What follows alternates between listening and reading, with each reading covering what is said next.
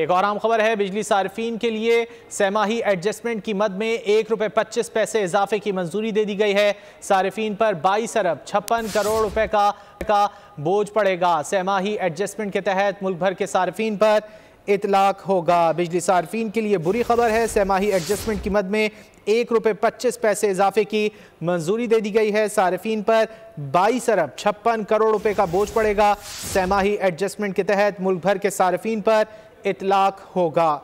सहमाही adjustment की मद में ₹1.25 इजाफे की मंजूरी दी गई है। सार्फिन पर 22 अरब 56 करोड़ रुपए का बोझ पड़ेगा। सहमाही एडजस्टमेंट के तहत मुल्क भर के सार्फिन पर इतलाक होगा।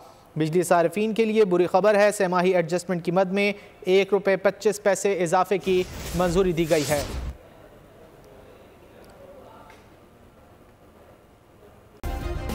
सब्सक्राइब करें और बेल दबाएं ताकि कोई खबर रह न जाए।